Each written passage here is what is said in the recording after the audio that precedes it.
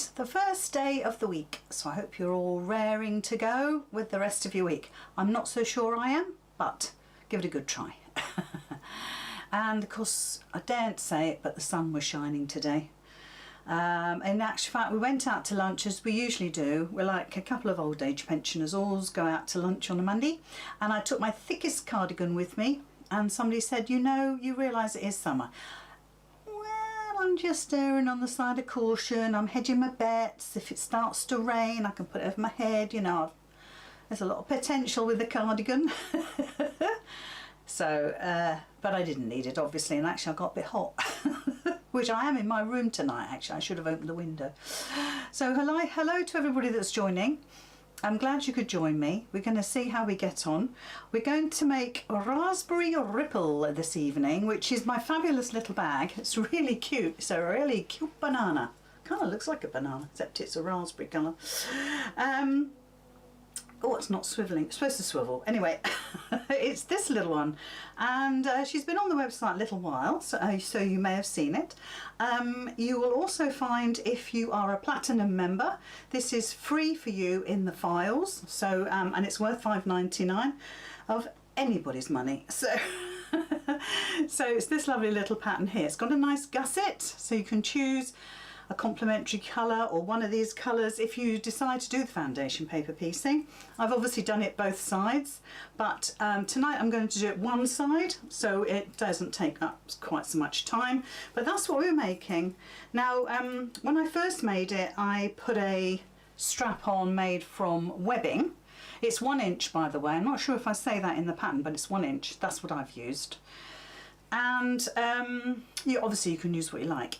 And I used webbing, and I thought it didn't go, it was too heavy, so I made a strap out of the I think it's the centre fabric. Yeah, you can just about see the tone difference there in the centre, and I've used the little flap over as that colour, and I've used the fabric for the self fabric strap. Does that make any sense at all?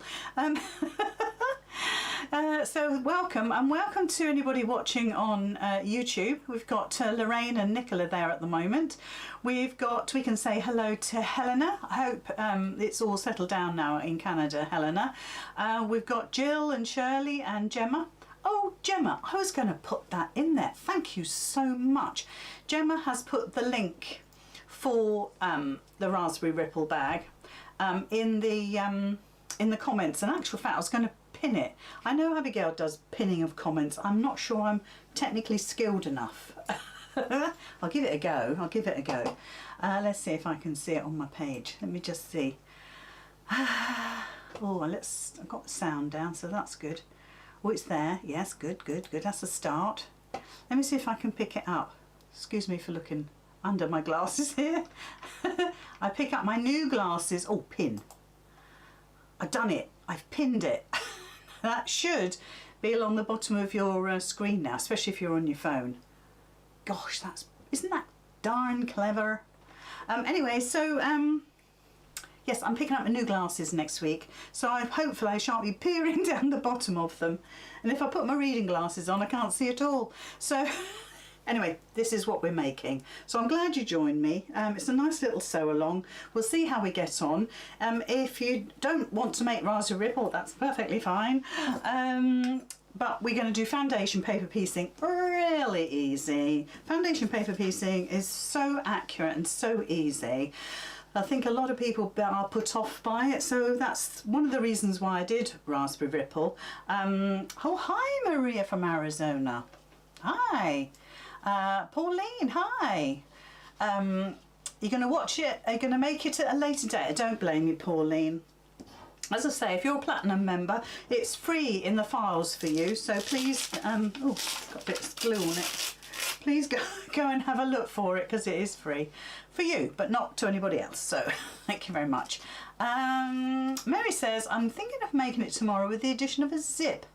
Yes, yes, give it a go. I did think about putting a zip in, I must be honest, but then I wanted it like a sort of a dressy bag, like a bag you take to the races or to a wedding or something like that, little party where maybe you're not going to have too many valuables in there. That's what I'm thinking. Obviously you can think what you like, you can do what you like, but I did think about a zip. But yeah, see how you go. Let me know. Send me a picture. I'd love to see it. I really would. Right, so I think what we'll do is we'll go straight on the overhead and we will have a little look-see, if I can get the overhead. There we go. Ooh.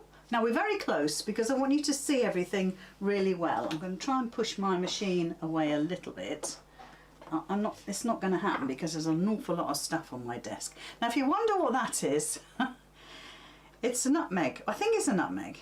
And it's spiced with my very favourite room spray. It only comes out at Christmas and it's the most delicious scent, and I think nearly all my admin team bought it because I kept saying how delicious it is, and every now and again I get a waft of it off that one little piece. I know, weird. Right, so there's a lot of cutting out on this. So you'll have a piece for the gusset, which you need to put on the fold of your fabric here. So it's twice the length, and it says here total length should be 24. And do you know what? I would also perhaps even make it bigger so you can trim it, because we're all different with our stitching, and it does depend on how good you can keep your raw edges together as to whether you can get a gusset in perfectly. So I would say, cut it a bit more, but that's the gusset. So you want one in the outer, one in the lining, and cut one in H640 or something like that. It's fine. Whatever you want to use. Hi Melba. Whatever you want to use is fine. Whatever. You could use Bosal if you want. You could use 80-20. Anything you like. Then you've got the tab that goes over from the back to the front. So you need two of these. Now I've cut it out of my outer fabric. I haven't lined it. So in other words, what I've done is I've cut it out the same fabric, because this is going to flap over to the back. So I want it to look pretty. And obviously that's for the front. You're going to put H640 on it, or whatever you like. And then because we're using a magnetic closure, you're going to put a little bit of, it's a little bit big, but you're going to put a little bit of H250 on there. That really didn't need to be that big. I was obviously thinking safety in numbers or something. You've also got a couple of tabs. I've told you the sizes in the pattern. I've already made these up just to save a bit of time. And you want two tabs either side, because if you look at the bag, if I bring it in, you've got a couple of tabs at the end there, each side, with a D-ring on. So that's those. And just like I say, to save a bit of time, I've made those up. But it says in the pattern how to make them. It's dead easy. But you want them... Oh, Joanna. Now listen, Joanna is with Crafty UK with Andy, and they've been inundated with orders for the potato cut, which I happen to have here. Potato chip, I mean. Let me get it the right way round. Oh, it's that way round, idiot. There we go. Now then, what Joanna's on. I'm doing a demo with this on Friday. I'm going to use the pattern that comes with it that Joe and Andy made, and I'm going to just have a little play at sewing and using this template. Now if anybody wants this template, nab Joanna while she's on here. Where is she? Joanna Bays, B-A-Y-E-S. It says good evening from Crafty UK HQ. Joanna's been cutting templates for me today. I imagine she's got a bit of a headache, having been to the NEC for 4 days. But yes, so if anybody wants the potato chip, order it. Speak to Joanna, or you can email. Joanna, put, if you're still there, can you put Andy and yours email on there for people to email to purchase this? It's not expensive. It's a nice little template. Andy and Joe do a terrific job, so I'm all for supporting other small businesses. Oh, Shirley says she's ordered hers today. So that's brilliant. That's one order. So come on, everybody. Get your potato chip. Yep. and then you can join in with me on Friday. Please could I have a potato chip template? Oh, that's from Dawn. Brilliant. Well, if Joanna puts her email on there, can you email us, sweetie? Thank you very much. And then it keeps it fairly tidy. Oh, there we are. She's put it on. Crafty UK at talk.net. Sorry, wrong glasses. So Crafty UK, look at it on there. I'm going to say it, but you'll you need to see it how it's written to get the right email. So anyway, so we've made up the 2 tabs. Oh dear, I bet they're cursing me. Okay, so we've done that. I've also made up the strap, and now I haven't put in the pattern about the strap. Obviously, for my hardware, it's 1 inch wide. I've started off at 4, I've folded it twice. There is no stabiliser in there, it's nice and soft. You could stabilise it if you want to. And what was I going to say? Oh yes, you could use webbing if you want to. You can get some, excuse me, some really trendy webbing. You can actually buy pre-made straps as well from our friend Amazon, so you can do that as well. So, oh, thank you, Kath. Kath has pinned the email address for Crafty UK too. Thank you, that's brilliant. Thank you very much. Oh, what good girls they are. They look after me. Got my back. Yes, so I've made the strap. I have no idea what the length is. I can tell you the original one. I haven't got a ruler handy, so, but I've made it quite long. I will measure the one that I put on my bag in a minute. Okay, so you know exactly what I've used. So that's that. I've put the H6, oh dear, I've got a tickle in my throat. I've put the H640 on my gusset, and that's the outer. So I've put my H640 on that, so we're good to go with that. And I'm going to have, as I said, a plain back. So look at that fabric. That's from Higgs and Higgs. And it's just delicious, so I've used it for the back. And obviously the pattern is for the FPP, I'll show you, the FPP to be front and back. So it's up to you. And I've got a little badge there, which is just sitting here, handmade, which I rather fancy. I think I got it from Abigail actually. So I'm going to put that on my bag now. And yeah, so it's on the back as well. So you can decide whether you have a plain back or a FPP bag. Okay, so all of those choices are yours. I've got some of my purses in there, look, stuffing it out, and I couldn't find it the other day. If anybody saw me on my live, it was actually stuffing out Kath's Austin. Of course it was. It was Jackie Thomas that told me. She said, if I know you, Lizzie, it's going to be you've used it for stuffing, and she was quite right. Right, so you do, when you print this out, you do need to print 2, okay? And well, I'm going to say you really do need to print 2, and the reason for that is, thank you, Joanna, thank you. Well, the one I make, I'll send it to you, if it's decent enough.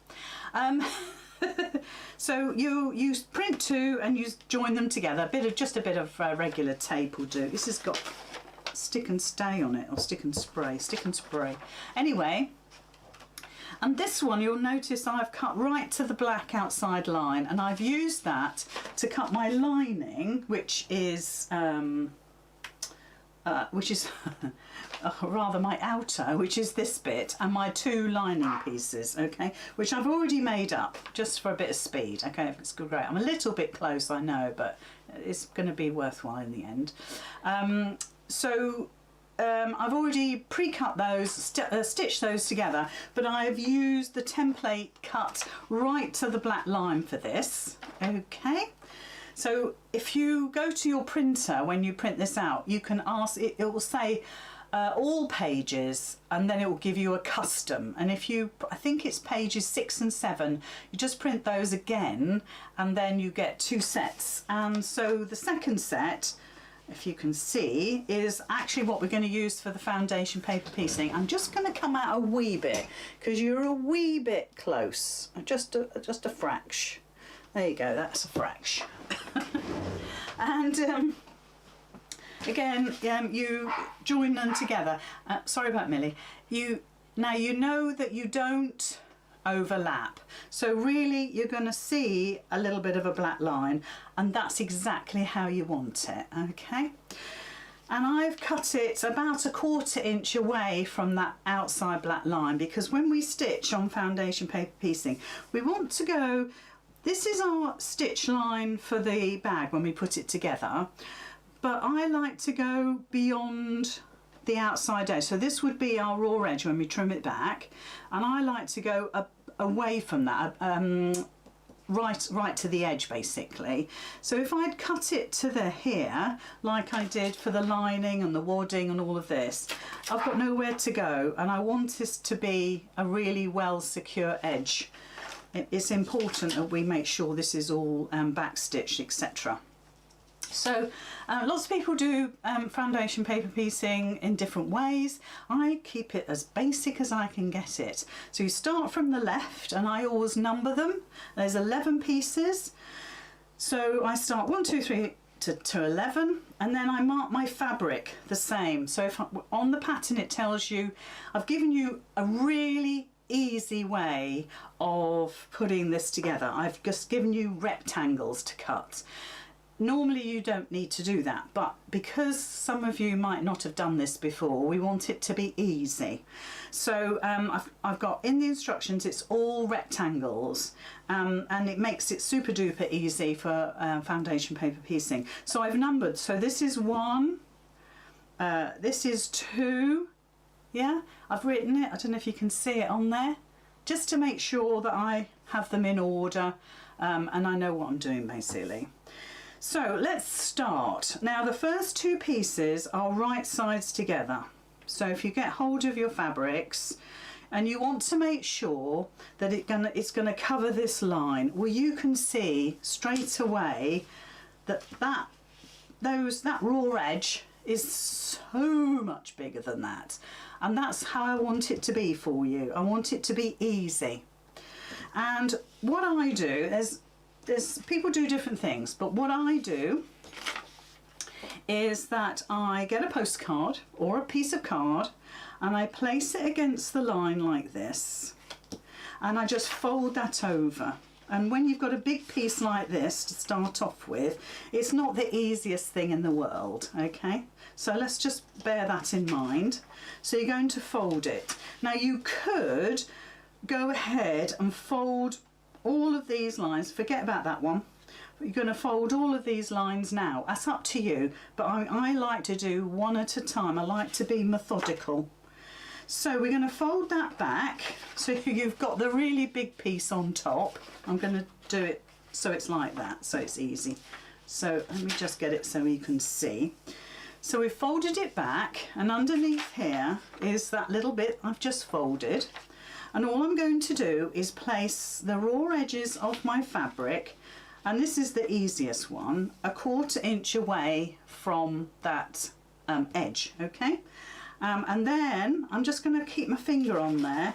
I'm going to put my hand on the little piece sticking out. I'm going to put a pin in there like that, okay? And then if you want to just make sure you're going the right way, just fold it back and say, oh yes, it's right sides showing, I should be fine. What I do need is my add 1/4, which I shall get. I've got a little one, I've also got a 12 inch as well, so you can obviously use whatever you've got, and you need a cutting mat. So let me just reorganise myself. I've got a big desk, it's absolutely chocker.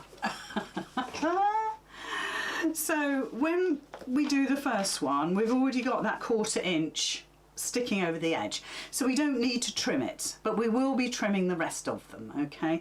So this first one you don't need to. So flip that back, and what we're going to do, let me get a pen, see if I can find a pen. Could do with a coloured pen really, but anyway, we're going to stitch right across, so all the way across. You know, you can just come off if you like, because we're going to trim it, so you know, just be brave.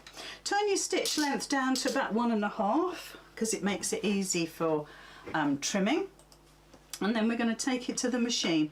So let me just make sure I've got this set up so you can see it and it's comfortable for me. So I think, oops, I think that's okay. I think you're okay there, aren't you? Let me go out a wee bit. Hold on, I might wriggle you a little bit. That'll do. Don't need a lot. There we go. So all we're going to do, and this is awkward because of the paper, we're just going to pop it under the machine and we're just going to stitch where I said. So put your needle down to start off, and I'm just going straight across. And because we've got the tiniest of stitches, it does take a while. Do you like my nutmeg? Oh, it's just, I'm going to put it to one. It looks a bit odd. I'm going to put it away. So there is our first piece done. Okay, it's as easy as that. And then when we flip that back on this side, do a little finger crease, that's how it looks. Okay, so it's kind of starts to look a bit weird. So that's how it looks when we flipped it back. Okay, and because I've given you lovely big rectangle pieces, it's dead easy. Okay, so the next thing, let me try and do this. I've got no space at all. I don't know what's happening today. So there is the pieces now. So I flipped that back. I flipped it back. You know what it looks like. We've got 1, 2 pieces. So flip it back, do a finger press. You could get your little roller thingy to roll it. You could put your iron on it, a nice warm iron, don't go crazy. And then all I'm going to do is take my postcard and I'm going to fold it along my line again.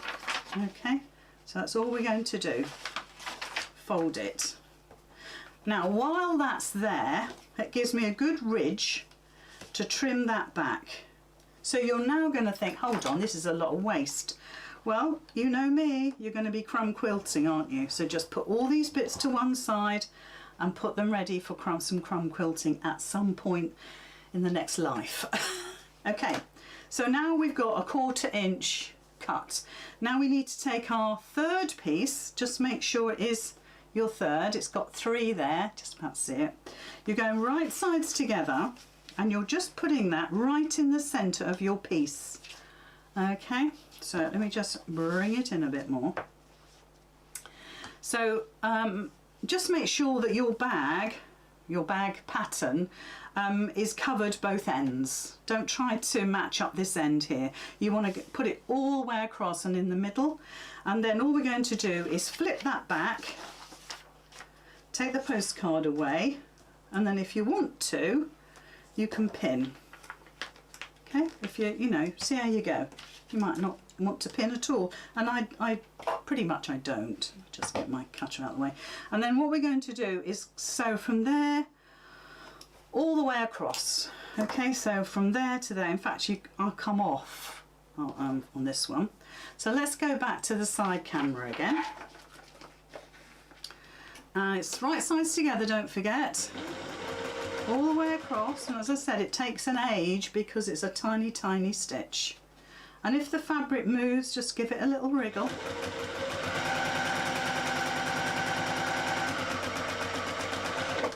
And all the way off the end. So let's have a look at it. So that's what it looks like. Okay, and then when we flip this back, that's what it looks like. So we're starting to get something. So give it a finger press or put your warm iron on it, not a hot iron. And your roller thingy, I've got one somewhere.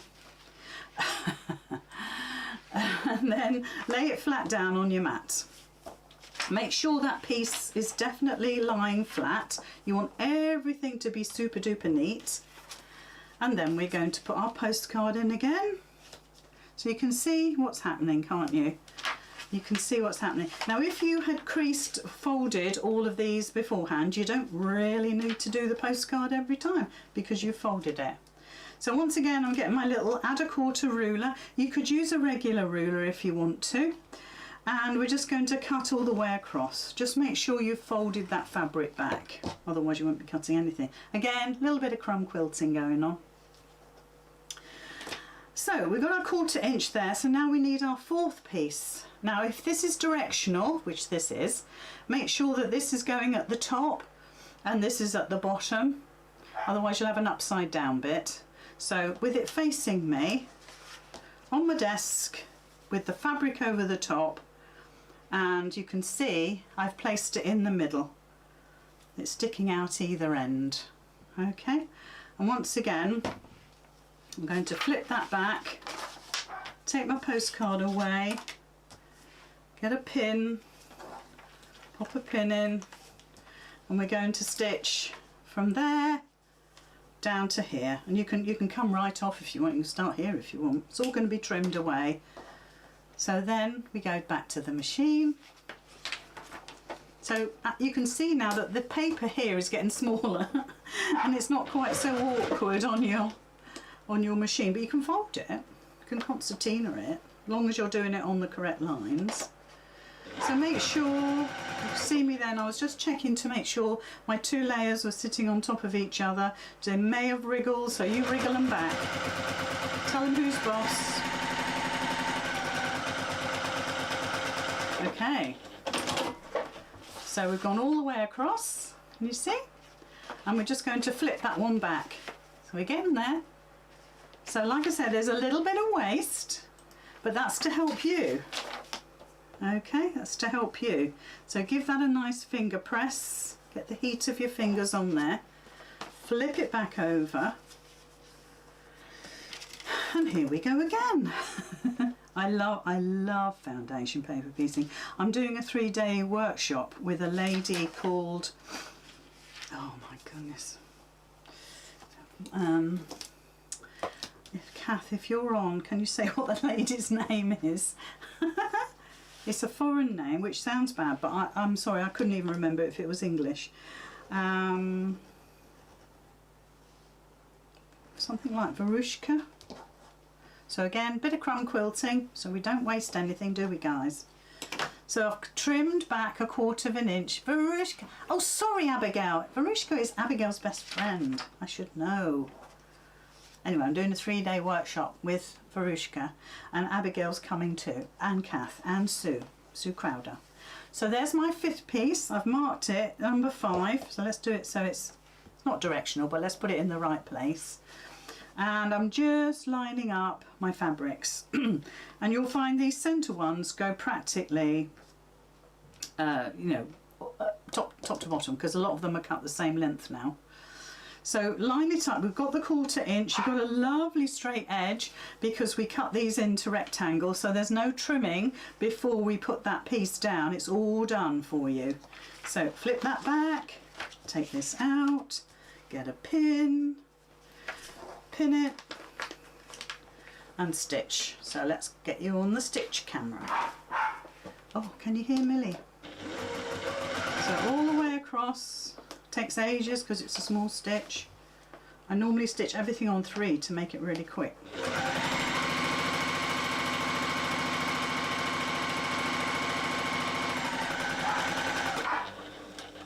There we go. So there's our 4th piece. Well, actually it's our 5th piece, isn't it? So we're getting there. So I may speed up a bit now, guys. So flip that one back. Now, of course, when you take the paper off this, if this is a little bit not as flat as you would like, when you take the paper off, it will be flat because it's only the paper that's making it look, let's say, puffy, for want of a better word. It's fine because once you take the paper off, it's fine. So postcard down or whatever you've got. Hope you can see okay. Fold it back on the line. Don't worry that this has got tape on, it'll still rip away. We're going to get our 1/4 inch. I have got a 12 inch one somewhere, but you know, who knows. It's actually in my Morgan. And then you can just slide it along, because you've got a nice ridge there. You've got a nice ridge to cut, you know, with the card and everything. I took my postcard away, didn't I? Don't have to. So I've trimmed. folded, trimmed that back there. So now we want the centerpiece, which is that lovely fabric that I've used for the strap and the back and the flap. So right side facing me, and this should go pretty much top to bottom fine. So let's just do that. Now if you wanted to, because you've only got a little bit there on the edge of the pattern, you could bring that fabric down. It shouldn't really make a lot of difference, but if you want to, you could bring that fabric down so you know if there is a line under here where the edge of the pattern is. But I know that's going to cover that because that's how I designed it. Okay, so flip that back, pop a pin in, over to the sewing camera. Just make sure your pieces are still lying on top of each other.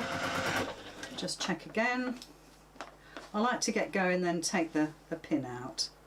I never ever stitch near pins. So let's whiz along.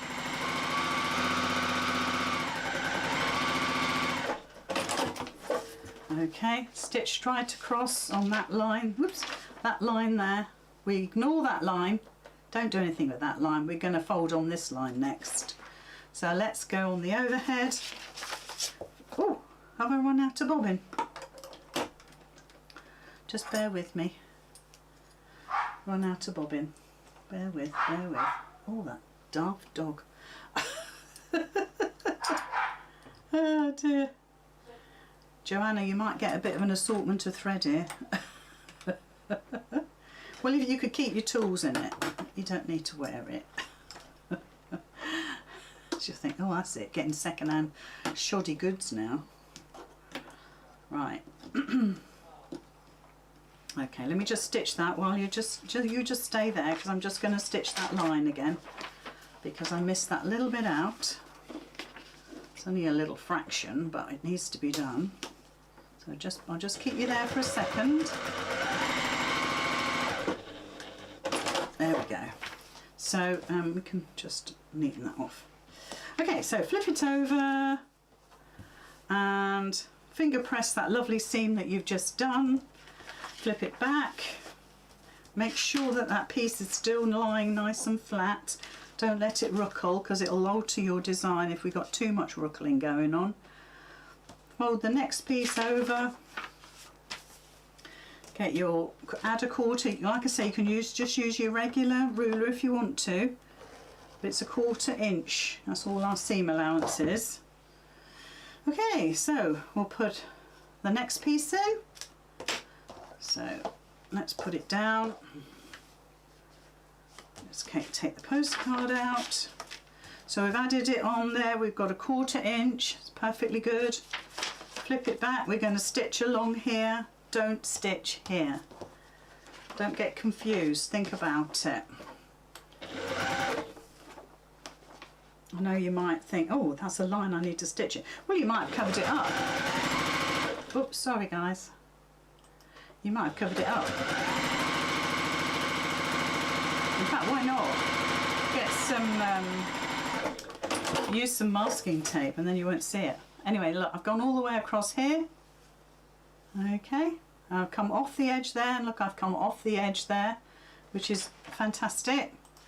I haven't backstitched, but I do recommend you do. Some people say you shouldn't with foundation paper piecing, but we don't have to listen to everybody, do we? Not everybody knows everything. I certainly don't. Right, so the next one is this one here. So let's fold it. Okay. Trim it. So you can see why I've given you lots of big rectangles now. It's made it super duper easy for you. I mean, it just couldn't get any easier, to be honest. Right, I've got a directional fabric here, so make sure that the direction of your fabric is sitting at the top of your bag. So if I could bring that in a bit, you can see that that's the top of my bag. Just make sure that is going the right way. So right side's facing me. Put it down with a 1/4 inch seam allowance, fold that back, and we're going to stitch down that line all the way along. So you can see it takes a little while but it makes such a lovely looking bag. And we might run over the 8 o'clock. Well, we'll see how we go. So there we are, that's the line I've just done. So now we're going to fold it back. Nice finger press. Fold it flat on my desk, make sure that it's, you know, nice and flat, that it isn't ruckled anywhere. And then I'm going to fold along this line here. So where you stitched, ignore, you're going to the next one. And fold it back. Get your 1/4 inch.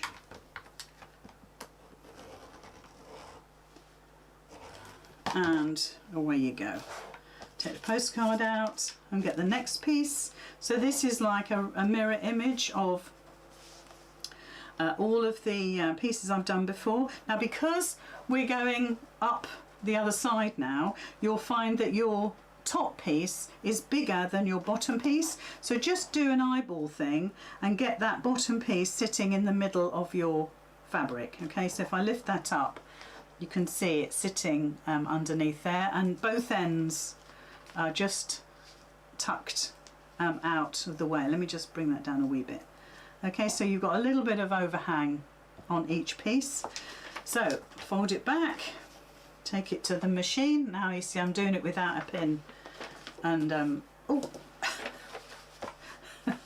which obviously you need to pin. Take it. I left it on my desk, guys, in case you didn't see that. So it's do as I say, not as I do. So all the way down the line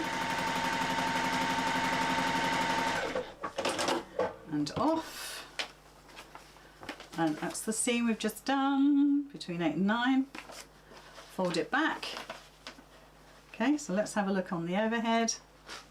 So we're nearly done now, so there's not much space left on my desk. So just give it a nice finger crease, put it flat on your desk, get your postcard. I do love using a postcard because you've got a lovely firm edge to fold against. Cut. Oh, John will think that I'm filming. Take the postcard away. This is our 10th piece and it says number 10 on there, and I want to make sure, because this is smaller than the piece I've got here, can you see? I want to make sure that the end of this fabric here covers the end of my bag, and at the top I just want to make sure that that covers the end of my fabric there as well. So it's kind of a 1/4 inch hanging off that way, maybe a little bit more this end, so I could move it slightly. And then we're going to fold it back, pin it, and then take it to your machine, and don't leave it on your desk. Just keep checking. Oh dear. So don't forget, if you want to order a potato chip template, our lovely Kath has pinned it to the post. Oh, Sue says can't find the link. It's pinned. It should be at the bottom. If you're using a phone, it should be on the bottom of your phone, and it should say pinned. It's actually very clever. Abigail uses it a lot. I think it's a good idea. So there we are. Fold that back. Or look in the comments, Sue. It will be in the comments. So just you know, scroll back. You might not be able to scroll back all the way on the live, but you will be able to do that afterwards. Yeah, don't give up, because if you want it, you know, you need the proper information. So I've put my postcard in, I've folded back. You can keep the postcard there if you like. It's quite helpful actually for the add a 1/4. And then we're just going to cut. And then we get our last piece. I know, our last piece. Right side's up. So it's going to go in the middle. So get it in the middle. So it's not the middle of the fabric this time, it's the middle of my pattern piece. So if you look at the pink, you can see that it's in the middle of my pattern piece. So here and here. All right. So fold it back, take both pieces to your machine and stitch. And we've done it. Now how easy was that? Now if you guys, where is it? Oh gosh, hold on. Let's fold that back. If you guys don't have a good go with foundation paper piecing, you don't know what you're missing. It's actually a very, very accurate way of stitching something together, especially if you are making, you know, you've got points on things. I mean, something like this is really easy, but if you've got points, then to be perfectly honest, oh, I'm just scraping in there actually. Should have moved that up a little bit. If you've got points, foundation paper piecing really is accurate. It really is. Okay, so let's have a quick look on the overhead. I'm going to just move my machine out the way. And so what we've got is our full piece now, covered in strips. And if we look at the front of it, I don't know what happened there, but I missed a bit. The actual pattern just finishes on the corner, so I'm actually okay. But maybe I took up more than a 1/4 inch. I don't know. But anyway, I think we'll be fine. Actually, it's the same that end. Hey, I'm just ignoring it. Right, so so we need to trim this back now. Now, obviously, the ideal way would be to use your rotary cutter if you can, but I'm not going to. I'm just going to cut with my scissors.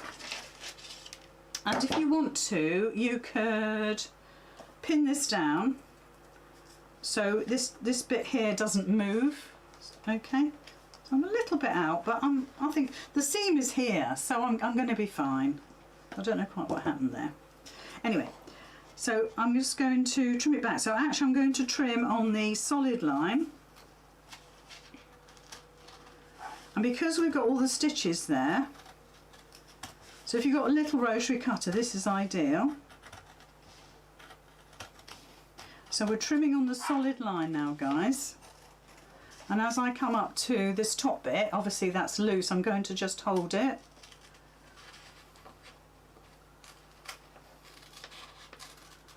Trim up there, trim across. That's one little bit done. And now we're coming down this bit, so just hold on to that in there or pin it. And again, we're just going to cut all the way round our piece. And like I say, use your rotary cutter if you want to. I don't want to stand up and cut, I just want to sit here. Sorry about the dog. You know, those of you that are regular know that she creates at this time of night. Every night. Doesn't matter. Come rain or shine. She's had a walk, she's been fed, she's been fussed. But, yeah, she's a dog. Okay. So now we've got our perfect bag pattern. Now, isn't that absolutely gorgeous? Really lovely. But we do need to take the papers out. Now, I've used copy paper. If you've used proper foundation paper piecing paper, it's really easy and quicker if you can when you take the papers out. Cindy says, can you use the needle for more than one pattern when you're doing FPP? Do you know what? There's a lot of debate about whether you should use and change a needle with FPP because it can blunt it. You know what, if you've only just done this little bit of stitching, that ain't gonna blunt your needle. Not really. I wouldn't worry. If you want to keep a separate needle for FPP, please do that. But you won't find me doing it. Life's for living. If I thought my machine was being clunky, I would definitely change my needle anyway. But you'll find that it goes through your fabric perfectly fine. If you're using proper foundation paper piecing, I'm just trying to think of the lady, somebody Doak, who has foundation paper, it's gorgeous and you definitely wouldn't need to change a needle, it's like tissue. Now I want you to notice something when I'm taking these papers out. You'll never find me ripping from the edge. Unless I've done a massive lot of back stitching, I never rip from the edges. And I'll show you when I get to this next one, okay? And I'm supporting my fabric all the time. All the time I'm supporting it because I don't want to undo these stitches. So what I do is I'll lift up a layer like this and I'll rip it in the middle, which is difficult because this is sellotaped. So let's just cut it. Okay, so you're going to rip it right across in the middle, and then you're going to rip away to the outer like that. And when we get to this bit, I'm going to lift it and I'm going to rip it away, so to the outer side of my design. When it comes to the next bit, I get hold of it, you should have an edge that you can pick up. It's not ideal, but you would rip from the middle and out. And even when you've got, because that's gone right up to there, so I'm going to put my finger on there and I'm going to rip again to the middle. I am not going anywhere near that edge because it's vulnerable. Okay, and I'm ripping away the whole time. Ripping away. Take as much paper out as you can. And I'm ripping away. Do you see? I don't rip from the seam. If I do rip from the seam, I'll put my finger on it and I'll support it. And it doesn't matter how it looks, a bit rough there in the middle, a bit difficult to get hold of, that's where I'll pick it up from. And again, I pull it out. So that's my method. All I'm doing is supporting the seams that I've just spent a half an hour stitching. So I don't want to do them again. So that one's come out okay, but rip and take it from the middle and out, and then this one should just lift out because you've done all the piercing with your needle. Yes, I shouldn't worry about your needle, not if you're just doing something like this. If you did something the same size as Verushka does, then wow, yes, definitely. You see the size of her pieces? Whoa. Okay, so now what I want to do is to actually put my H640 on the back of this. Doesn't it look lovely? It looks so neat, doesn't it? Really neat. I'll zoom out in a little while so you're not so near. So I'll just put my iron on, and obviously you could iron this. Be gentle with it because all of these are open seams. There's no back stitch. Ideally you can back stitch, okay? Or you can now do a running stitch on your machine to make sure all this stays in place. However, you're going to put stabiliser on it, and your stabiliser is gluing it together, so I shouldn't worry. What I will do though is just give it a beautiful press, just to make sure, oh, doesn't it look lovely? just to make sure that my seams aren't folded at all. Glue side up. This is like a polyester, so you don't want to iron from the back. Put it on. Don't forget we use that first pattern piece. Might need to trim it a little bit. Let me come out a wee bit. There we go. That's all you need. It is beautiful fabric. It's Higgs and Higgs. I can't tell you the name. I bought it at the NEC. And spookily, it's the same fabric I use for the 12 Days of Christmas. And that's one of the original fabrics, and so's that.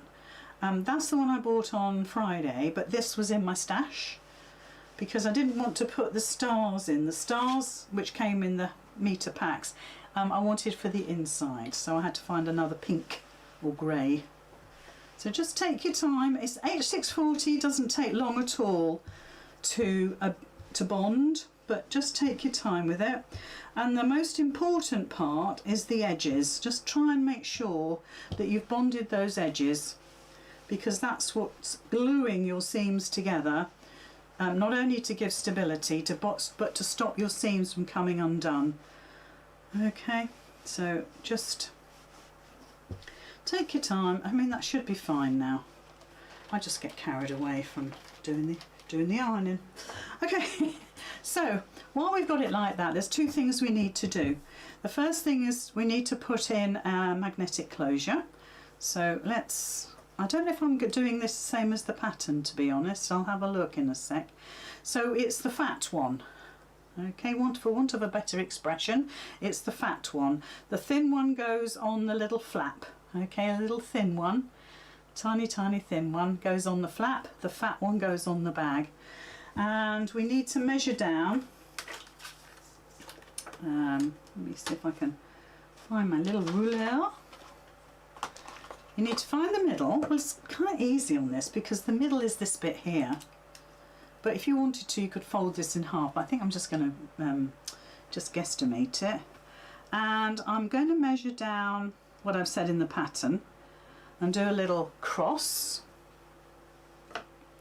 And then I've got my one of these. Now, funnily enough, I saw Sarah on Sewing Street on one day last week.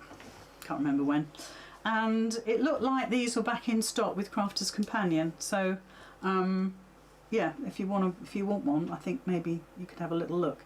So what I'm doing is I'm putting a washer over the top of my cross, and I want to mark where the holes are going to go, which is here and here. So it's the two slots, not the middle one. This one here and this one here. I'm going to get my 2L, my tool, and just put 2 holes in. I shouldn't really have done it on this mat, but there we go. I didn't want to do it on my desk. Now hopefully that's gone through. So the 2 little legs are going through the holes. Oh yeah, look, it's come through nice.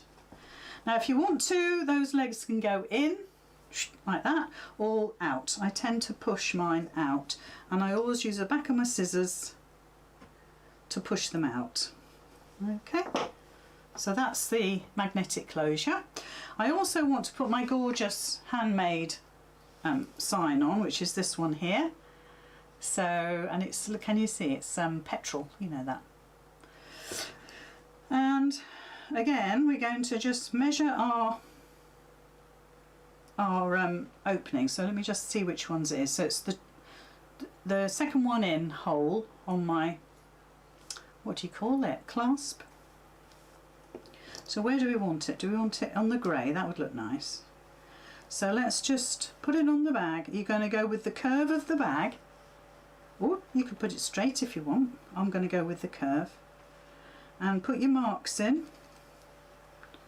Okay, these legs are a little bit bigger, but we'll see how we get on.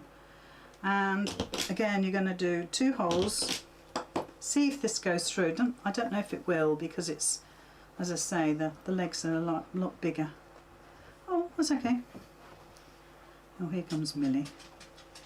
She's probably coming to see what she can find to steal. So I've pushed the legs through, and then I put this little thingy on the top, and the same rule applies. You can flip it out or flip it in. I'll just flip it out, and that's quite a bit softer. Let's just move that out of the way. Oh, I've lost me. Oh, that's there. Oh, I didn't put the back on that. Did anybody say? Did anybody? That's why I've got a spare bit. I'm thinking, what's that from? I bet you were shouting at the camera, weren't you? Lizzie, you haven't put the back on. Oh, I've snapped that. Oh, that's handy. Let me go and get another one. Millie, what have you got? You can't eat pins. They're not good for you.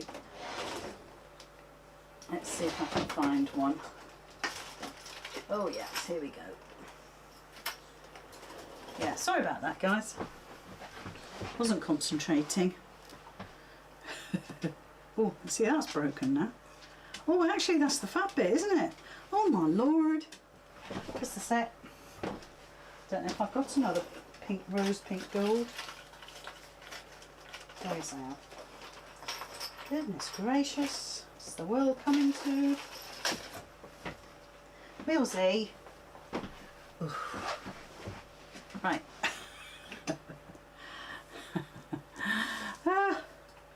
Right. Let's do it again. Legs through. Get rid of the broken one. Legs through. Back on. And just push those back. I'm going to be gentle. That'll do. So now we've got the badge on and the magnetic closure. Oh my lord. Okay, so the next thing we're going to do is we're going to make up the flap. So let me just check my pattern. Gosh, it's 5:2. Sorry guys, I'm going to take a little bit of your time up. That's if you want to stay. So we've got our flap. We're going to do right sides together. We're going to leave this flat end open. Okay, that's how we're going to turn it through. So we'll just bring in the machine. Just get rid of some of my gubbins. And pull this towards me if I can. I've got the biggest desk, which now looks like a bomb site. Let's just put my pin cushion over there.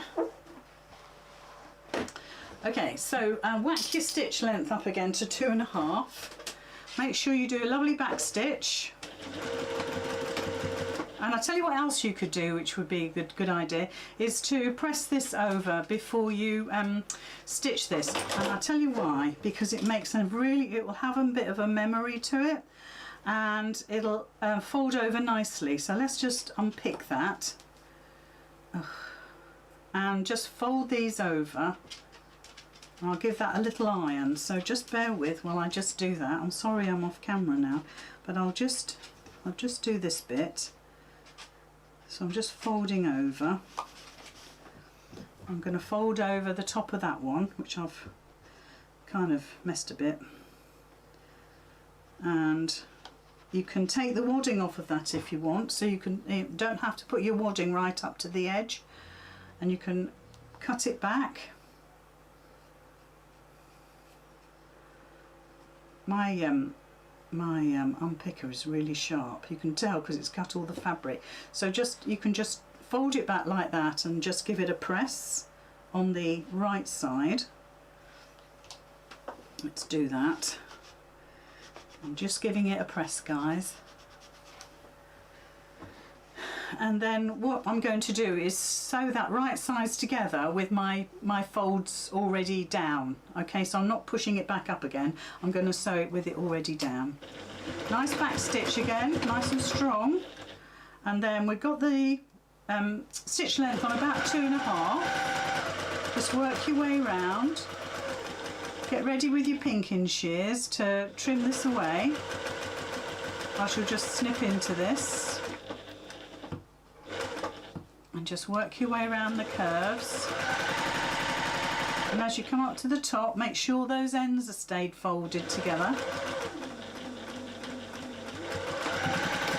Nice back stitch. Just want to check that because I was a bit near.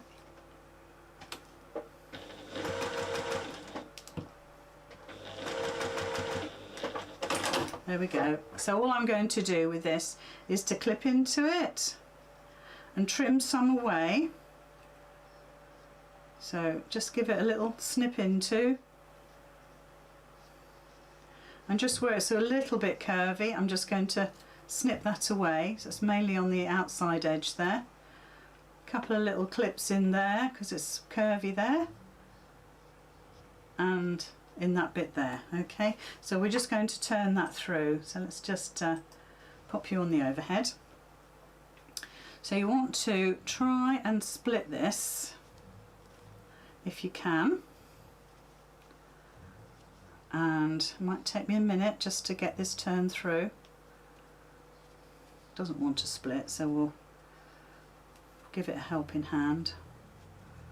Push it through. This is where you need a turning tool, which I have got. Not sure I've got it handy, but I've got it somewhere. So just bear with while I reach over and get it. Oh, that's it. Okay. So give it a little bit of a hand first, and then you can pop your tool in there and push it through. Just be very careful that it doesn't go through your fabric. Just be mindful. I'll put the fat end in just to make sure. Wriggle it through. There we go. Oh, you know what I haven't done? Oh my gosh. The other side of the magnetic closure. Thank you, Tina. Now I've turned it through. Oh, man. I'm glad somebody's watching me. Have I got an angel out there today? Oh my Lord. So bear with. We can do this, guys. We can do it. So obviously you're going to put the magnetic closure. Oh my Lord, what's happened here? The H640 hasn't stuck. It's split in half. Or perhaps it's stuck and it's still split in half. Just bear with. Hold on a minute. You don't need to see me doing this.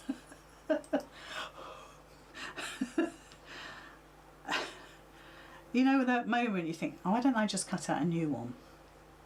I was trying to hurry. It's no good hurrying, is it? Let's see if I can get this, retrieve this. Joanne, I'm going to have to make you another one. Oh my Lord. Whatever's going on. I'm going to snip it. You're not going to do this. You're not going to forget to put your magnetic closure in, okay? You're just not going to do it. Because you're going to be sensible and you're not going to try and rush. Because obviously that is what's happening. I'm trying to rush. And we've made a right pig's ear of it now. But that's okay, I can retrieve it. Because what I'm going to do is open up my stitching at the bottom there so I can get my hands in. And my mat, because that's the main thing. I've already marked it. Now in the pattern it says where to mark, so which I've already done. So just bear with, I'm going to put my holes in. So you can have a look at this disaster now. Oh my gosh, there's my mark. I'm going to put my rubber mat in there. Okay, and it's just there. If obviously you're going to do this before you put it together, guys. And we're just going to make those two little holes. And we're going to put the magnetic closure in. No bother at all. Anything can be retrieved. Anything. Yep. I'm glad I saw that. Although, Tina, I worked it out before I saw your comment. I'd worked it out. So I've put the legs through, and we just want the little washer. Goodness gracious. I'm going to be very gentle because obviously this isn't as strong as I thought it was. Just push those legs out. Let me get my scissors. I can't ever do this with my hands. Put it flat on your desk and push it down.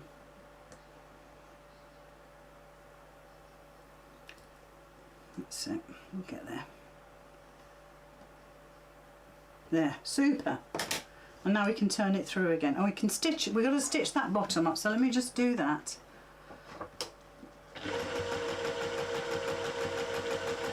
There. It's all saved. But, except I've run out of bobbin again. I can't believe that. Just bear with, guys. What are they saying? More haste, less speed. No, I haven't run out of bobbin.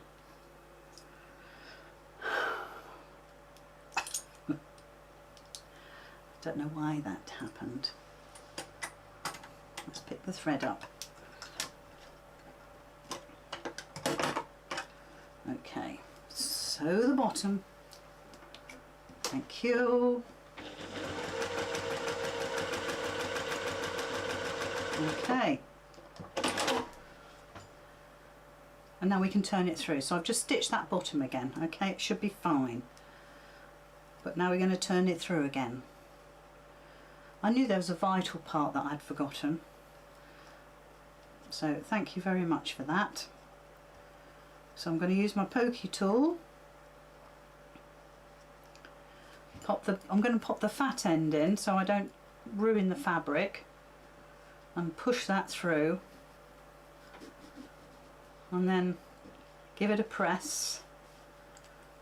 Use the end of it to push your seams out. If you've got little threads like me, because I had to undo it, for goodness sake, snip those off. Tidy it up. And use your pokey tool to push those seams out, and then I'm just going to give it a press. I'm just going to trim the ends of my threads that I can see.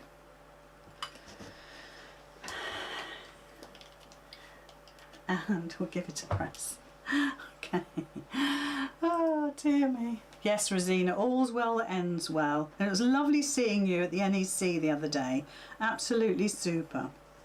Okay, so because we already folded those ends in, they look lovely. It looks lovely and neat. We've just got a bit of top stitching to do. So I'm actually going to top stitch all the way around, and then I'm going to attach it to my bag. So let me just go over that little bit again there, and you really want to give it a good press because you've turned it through, maybe twice like some people. It wants to have a nice press really. So those legs, I'm going to get a hammer to those legs so they sit nice and straight. Okay, I think that'll do. I don't want to go too mad. And then we get our lining piece, which is here. Fold it in half, find your centre. If you want to, make a little snip. Okay, and then you're going to measure out, which says in the pattern what size you need to measure out. And get your ruler. Can't find my ruler, so we're going to use this. And measure down what it says in the pattern, which is here. Okay, you can see that mark just there. And then we're going to stitch this all the way around. We're going to top stitch this all the way around, and then I'm going to stitch it again on that mark there. Okay, so let's go to the stitchy camera. Look at all my mess now. Let's move some of these bits out of the way. I might keep my quick unpick handy. Oh dear. Right, so just be careful with that. Now I'm not stitching, I'm stitching about 1/8 of an inch at the top here, because I want that to be, I want to be able to catch the seam, but coming around I'm going to stitch not 1/4 of an inch, just the width of my little foot. And just take your time with this, just move your needle and your foot, or your foot and then your needle, swivel that around, and just take your time, follow it around.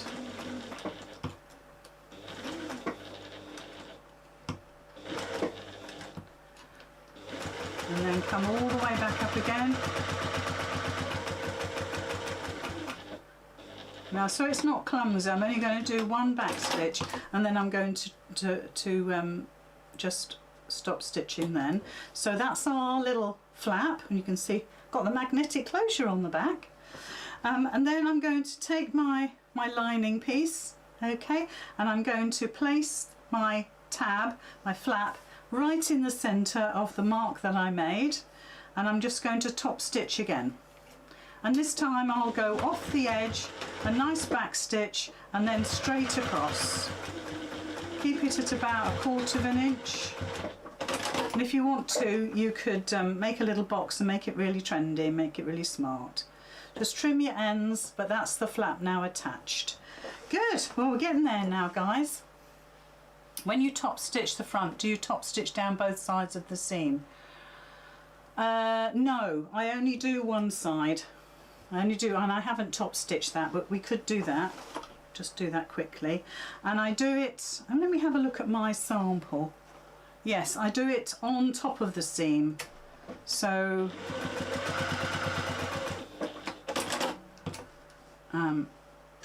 I've got a little foot, so I can do all sorts. It allows me to, I'll easily go past the magnetic closure. So I'm going about 1/8 of an inch, and I'm going on top of the seam, because all the seams have been pressed one way. I'll show you when I've done. This will be tricky coming down here, but we'll give it a go. Thank you for that. Just reminds me that I hadn't top stitched. So we'll take it down. Yeah, we're okay. And then on here, all the way down, and you don't, even though, that's a needle gone, even though, that's because I was right on the folds back of the tab, even though the seams, you're going the opposite way, you're still going to stitch on top. So if you have a look here, you can see we've top stitched on top of the seam, okay, not on this side, we're on top of the seam there, okay. So let's change the needle. We're not doing so well today, are we? I don't need to do that. I don't need to do that. I need to do this. Never mind. These things happen. So just be careful, you've got the end of the needle. I can see it on my thread. So I'm just taking it off my thread, putting it in the bin. See if I've got a needle handy. If not, I think we've got one over here. Okay. Yeah, let's go for a 14. Got one spare. Okay. So let's pop that in.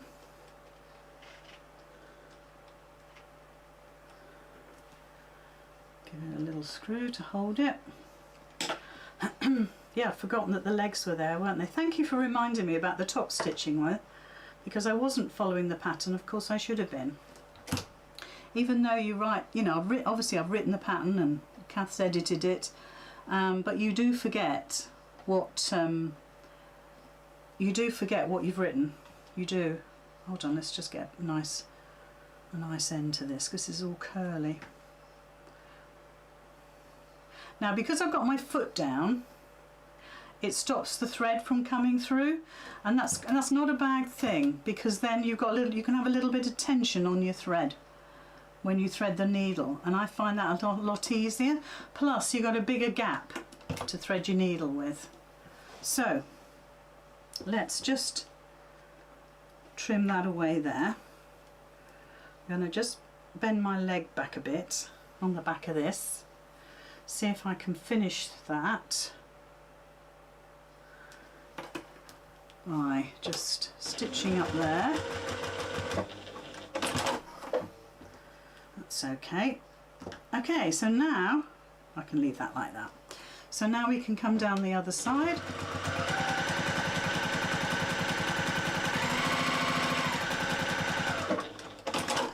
Okay, and you can increase your stitch length to 3, which is really nice for top stitching.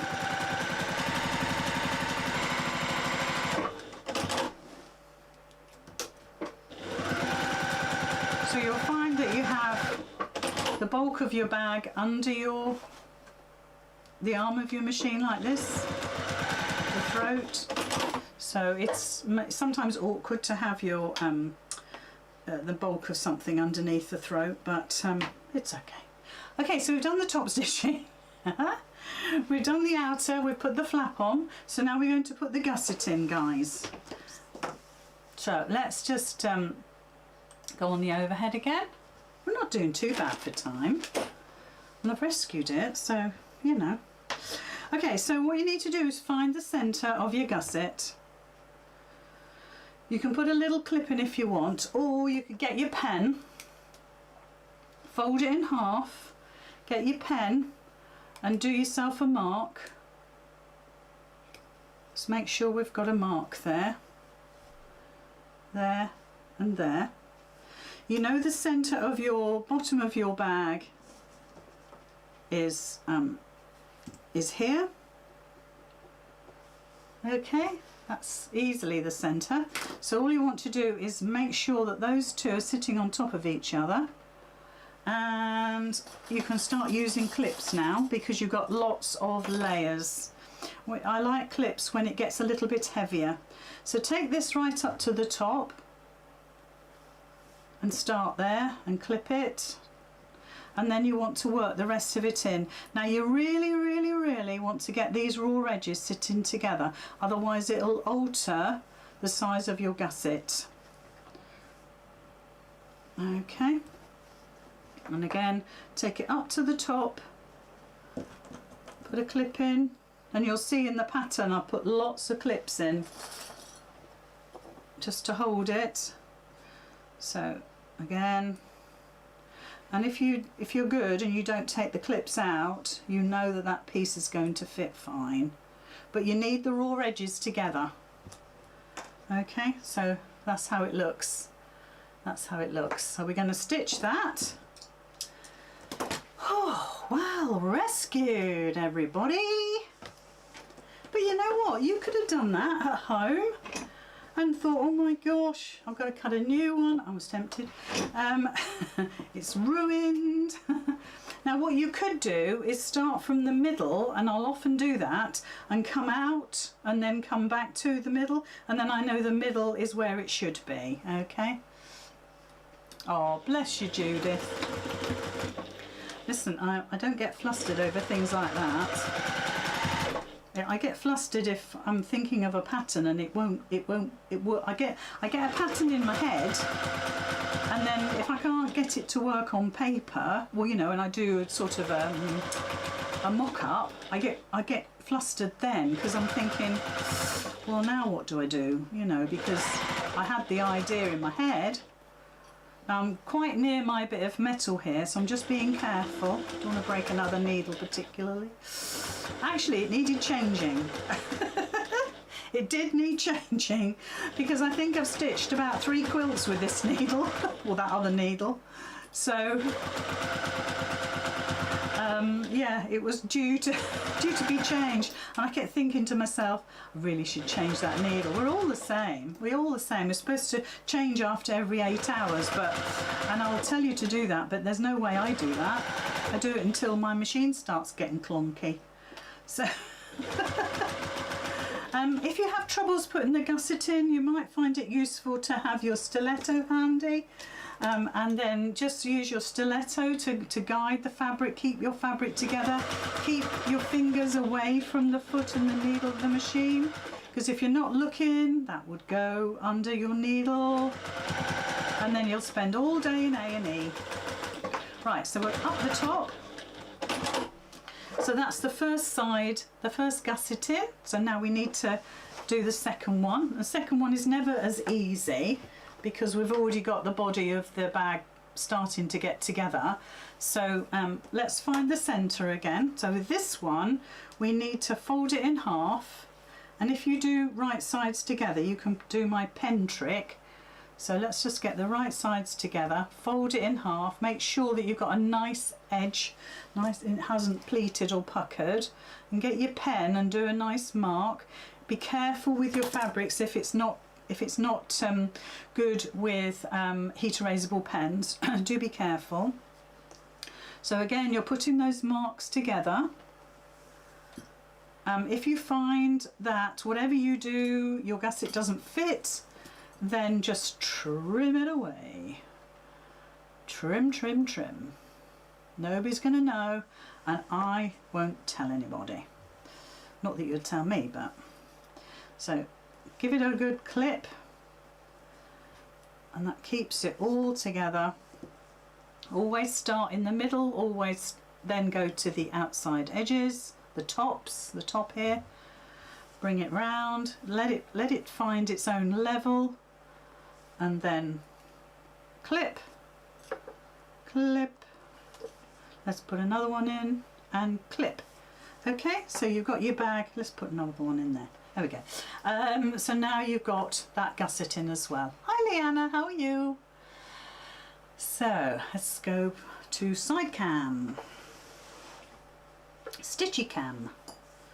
So like I say, you could start stitching from the centre if you want, and I'll often do that, because then I know that because it's shaped, I want the centre to be in the right place. Okay, because this gusset is shaped, and to be honest, I'll do this, I prefer to stitch on the straight edge, which is the gusset. So although I started on the bag side there, I much prefer to sew the straight onto the round. So let's get going. Just, you're going to take your time. I'm obviously pushed for time. Take it round. Like I say, it will fit. But if it doesn't for you, then you trim. Whatever it is, trim. Trim, trim, trim. And use your stiletto to help you. So if you're finding it tricky, use your stiletto, come in there, the stiletto will hold it all in place for you. Or use a walking foot. Gosh, they are brilliant. But just give it your best shot.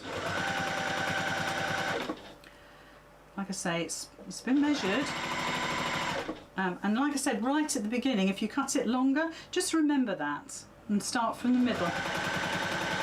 It gives you a little bit of an edge if you've got it longer, okay? So there is our... No, surely not. I've run out of bobbin, guys. I can't believe this. Look, no bobbin. So this time I'm actually going to use the colour that I've got in the up here, only because I've got to do some top stitching and I don't want this to look ugly with different coloured thread. And I'm only licking it because this must be an old reel of thread because it's really wrinkled.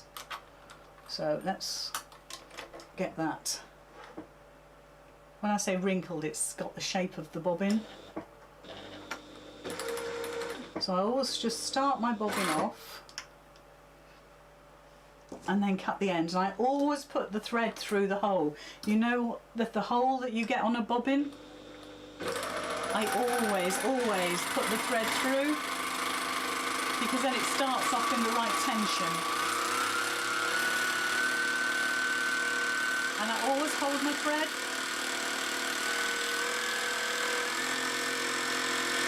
Okay, that'll do. Yeah, I always hold my thread. Always, always, always.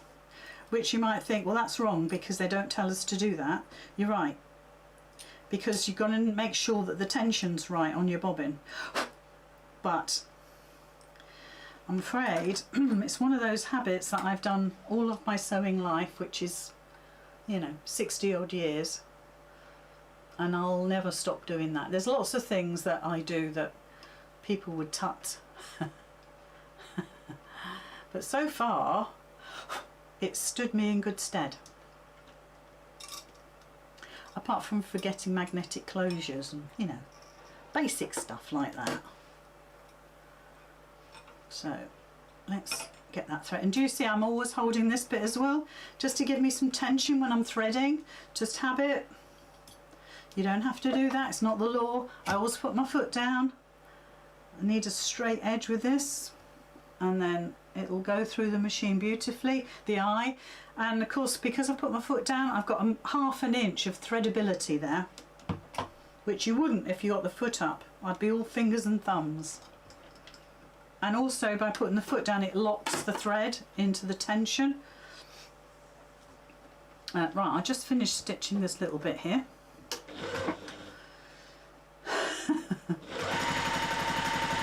It's like what could have gone wrong has gone wrong tonight.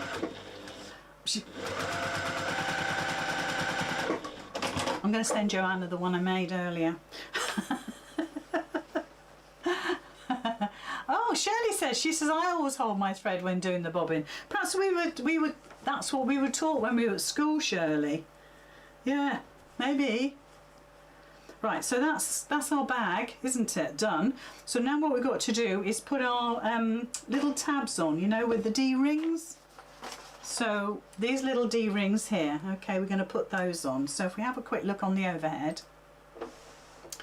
So let's get the flap out of the way. So we're going to put it on the right side of our work, and it should fit quite neatly between the seams of the bag, of the gusset, okay? And we're just going to baste those in place. That's a better view.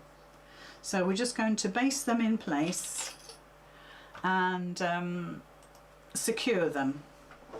So let's bring that back in. So just make sure they're sitting on top of the seams. If you want to, you can make sure that your seams are going out or in, or, you know. There we go. So I've just stitched them across. So that's one. Now I'm going to put the other one in. So that's what it looks like, yeah? So I'm just going to go across that.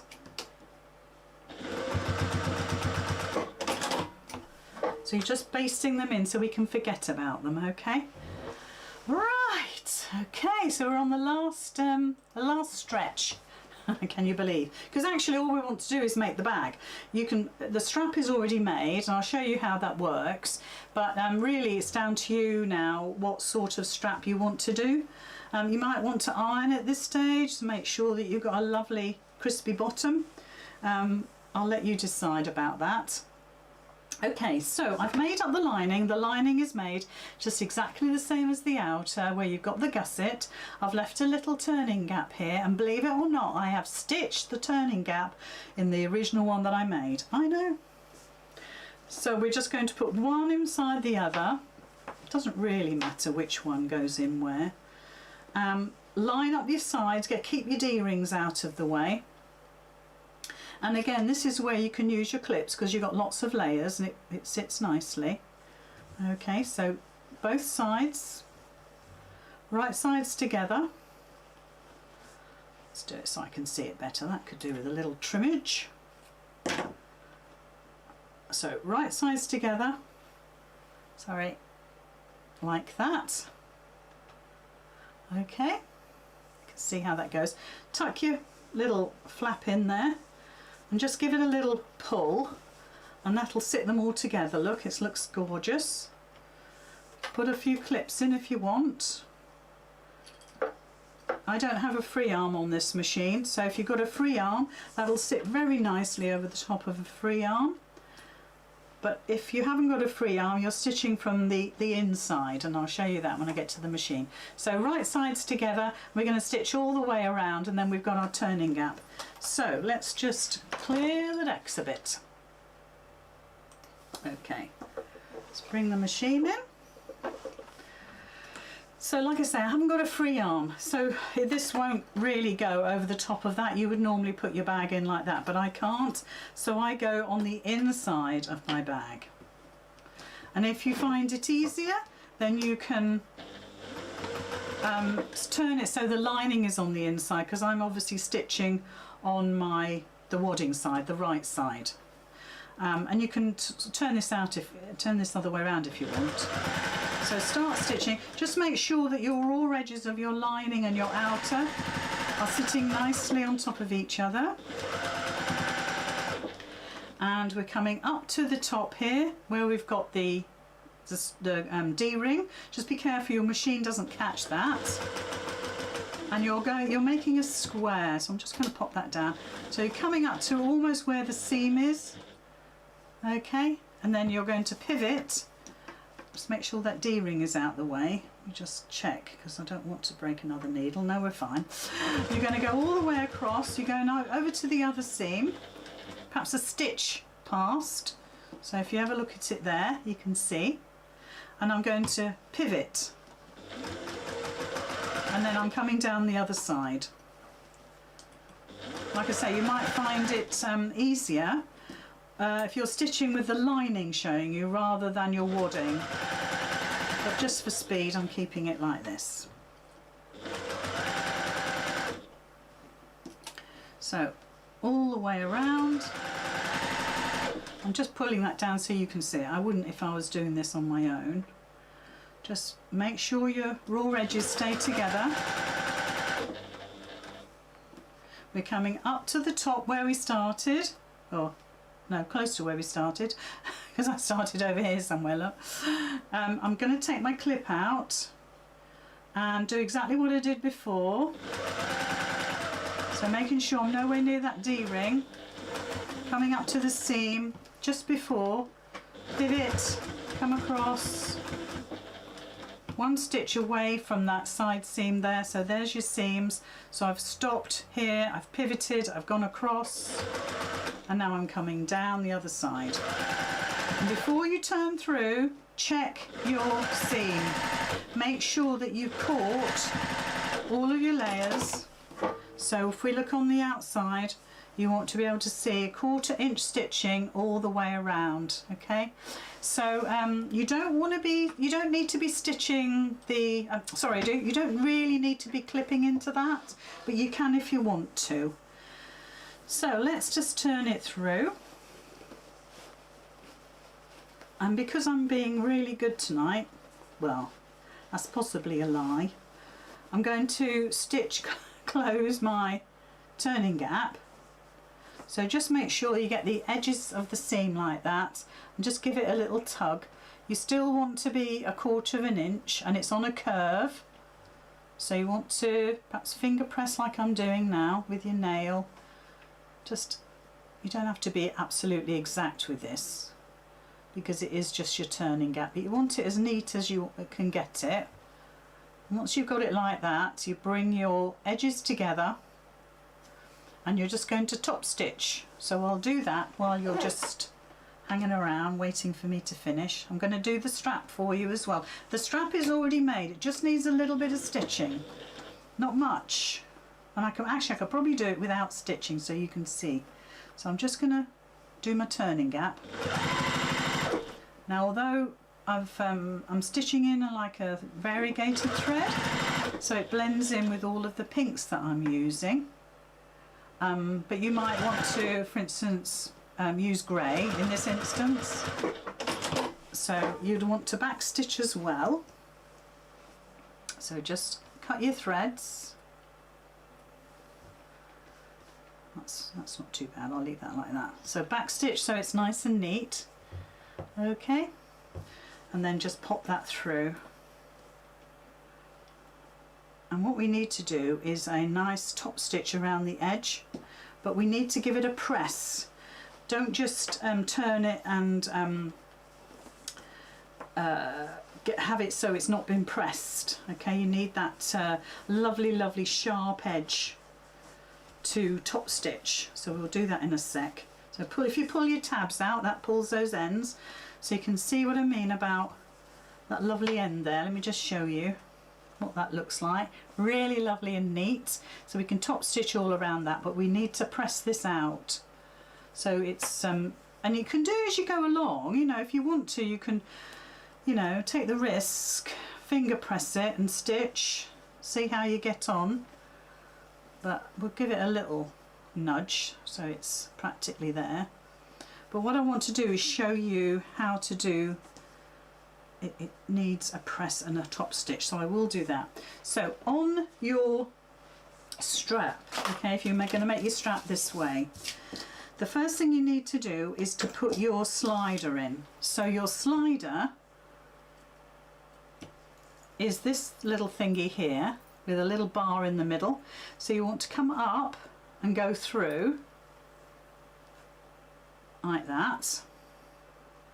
Okay, so you've gone up through the middle and you've come through, so it sits like that, and then fold that under and give that a top stitch. You want to make it a little bit smaller than that, otherwise you're wasting fabric. Okay, so that's quite nice. So I folded it back just a little bit. Got a few threads here we could do without. We'll just give that a little top stitch. I'm going to top stitch on the back so I can see where my fold is. So I'm just going to take it to the machine. I'll do that and then I'll show you. Little back stitch. Don't do it clumsy. So you just want a couple of little stitches. It wants to be strong, but it doesn't want to look like you've just, you know, drawn the M11 on you or M6 on your bag. So that's all we've done. Folded it over, stitched it, and that's secured it. Okay, so that's the first bit done. And then what we want to do is get our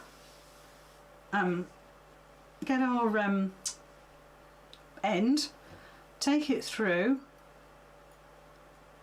and I just need to thread this on. So thread one of these on. It's a swivel, so it doesn't matter which end you put it on. No, sorry, it doesn't matter which side of it you put it on because it swivels round. So just shove that on, and then all you're going to do is take this, pop it through, thread it through here. Make sure you've got it the right way round. I don't think we've got it the right way round, but there we go. Let's do that. And then this one,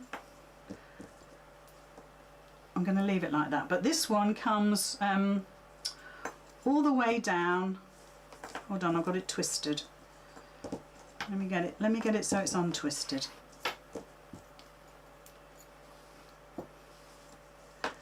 Right, here we go.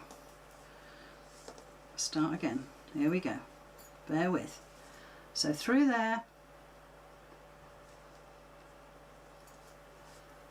through there. So you're threading it through like this. Okay, and then you're bringing this down. I've still got it twisted. How did I manage that? Just bear with, guys. Right, come on. Come on, Lizzie, concentrate. I suppose I could have just twisted that around like this. Hold on, bear with, guys.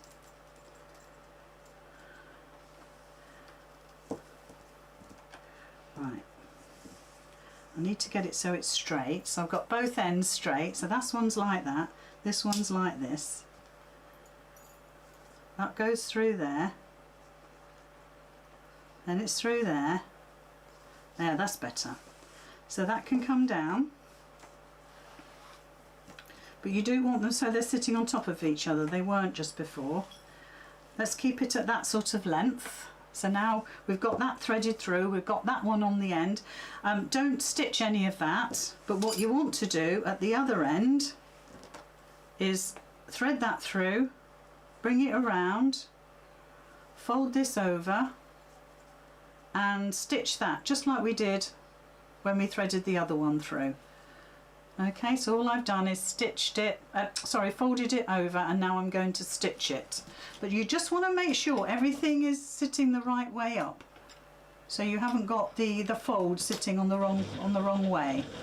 And it might take a couple of goes to get it right. Sometimes it hurts your head, you know, with a little bit of brain power.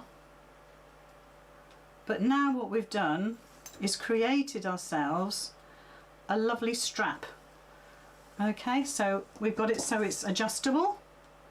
So now I can slide that up and down and make this a really sort of short strap. So if I take it right to the other end, for instance, I can make it into a short strap. Can you see? And that will go onto the bag like this. That's all nice and flat.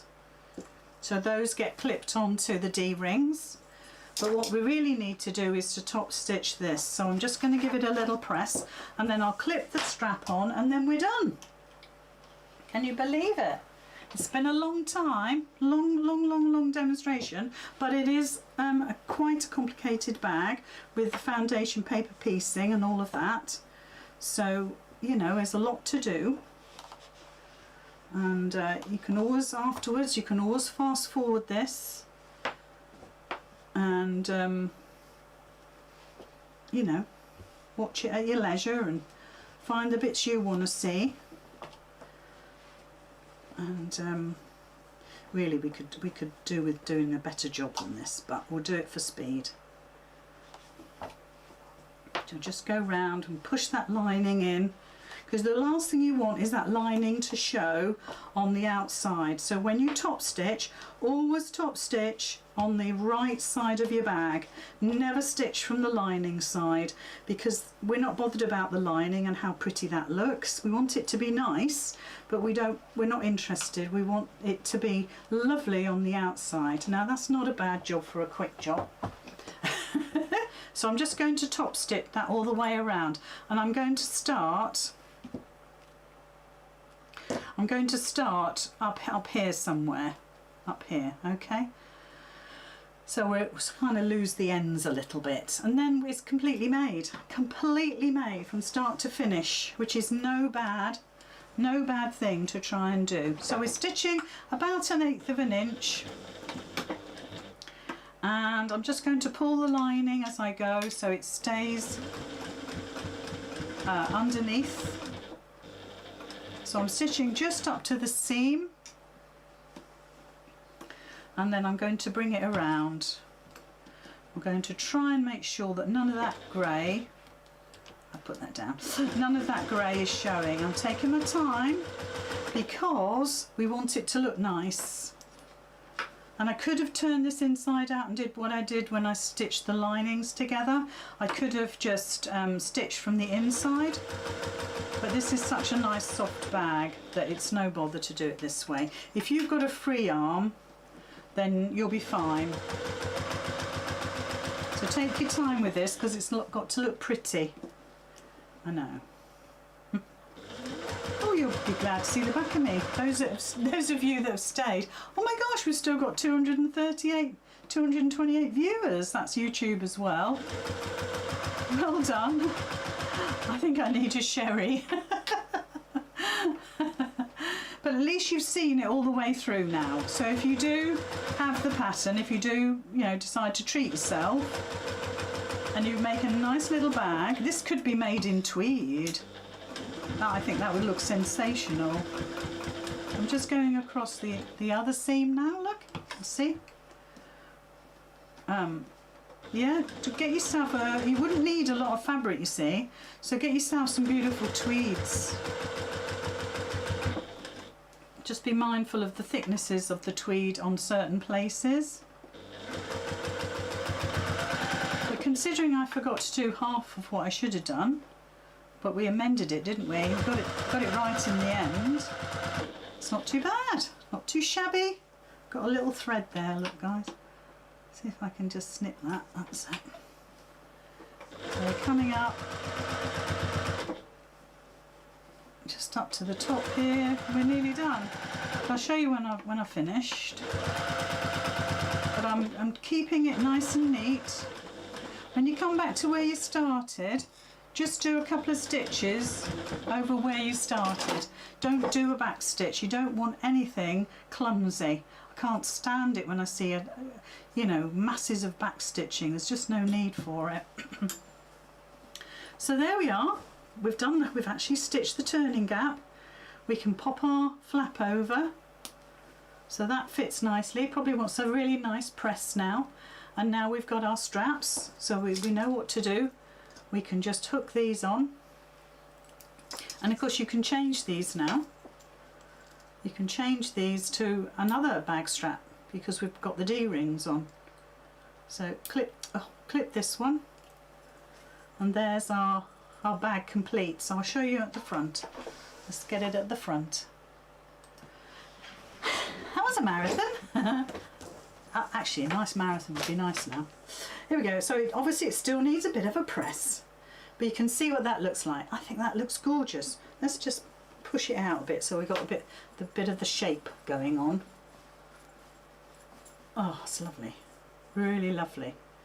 Love it. Love it, love it, love it. There we go. Really sweet. Really sweet. And then you've got the plain back on this one, and the gusset matches, and the strap matches the gusset in the back as well. And we've actually got a working magnetic closure. So there you go. So the main thing, the lesson learned here, make sure that when you put your strap on that you keep everything flat. Just remember that you keep everything flat. And then if you've got it twisted, you know, I suppose you could alter it just to unpick a few stitches. But there we are, nice little bag, and that's all done in an hour and 45 minutes. It's supposed to be in an hour. Right, thank you guys for watching. Thank you for putting up with me. It's been an absolute treat, actually. It's not very often I sew for myself. And I can see all your lovely comments, and I shall have a little look through a little bit later. Sally says, oh Lizzie, you deserve a round of applause. Sally, I need a sherry. So now if you want to make raspberry ripple, you've got the basics there, haven't you? For goodness sake, that's not bad at all. And I think it's so pretty. Wouldn't that look lovely with maybe a grey sweater? I think, or a grey dress. Go to the races. Look amazing. Very happy with that. Thank you very much for watching. I'm going to go and see what our John is up to. And I shall see you all another time. Do not forget to order your potato chip template for Friday. I'm rather pleased to tell you there are no magnetic closures involved. And thank you, Karen. That's sweet of you. Thank you. And I'll see you Friday. Have a lovely rest of your evening.